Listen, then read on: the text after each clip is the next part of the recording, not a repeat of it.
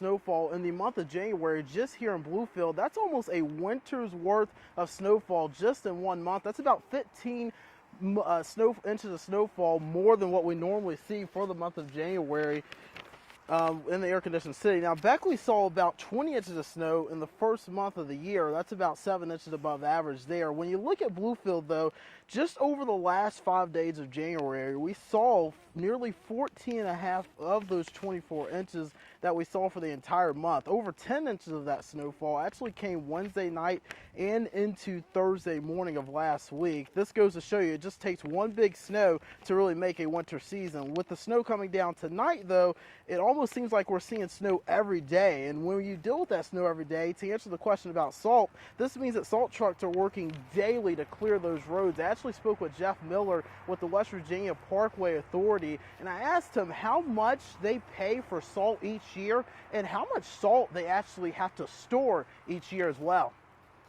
We keep on hand about 15 to 20,000 tons. So yeah, it's not cheap. You know, that's 1.5, $1.7 million a year that gets spent. I know that we've had years past where supply's been limited and the prices increased, but we're at a pretty good point now, just with supply and demand, that the cost of salt is really about average from where it's been in years past.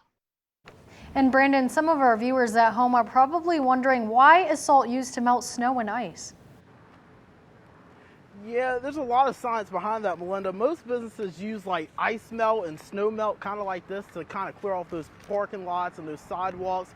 But those bigger companies, they use what's called rock salt. Salt is basically NaCl, which is known as sodium chloride. And when you take that sodium chloride and you use that salt, it actually lowers the freezing level of water. So the freezing level of water is at 32 degrees, but salt typically lowers that freezing point of that temperature to 15 degrees Fahrenheit. However, when salt gets below 15 degrees, salt becomes less effective, meaning that those salt companies, kind of like we saw before, they have to use other substances. Miller told me they deal with this by using another substance called calcium chloride, which can actually lower the freezing point of water to below negative 15 degrees Fahrenheit because of how it breaks up those water and ice molecules. Salt is put down before the snow and ice hits because they want to basically allow that salt to mix with those water molecules better. And salt that is put on top of snow and ice, they have to rely more on the sun and also the friction of tires to break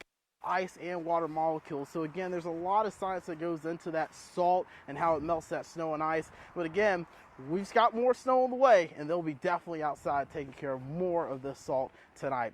Here for you in Bluefield, I'm meteorologist Brandon Lawson, WV News. Martin, we're going to send things inside of you where it is much warmer.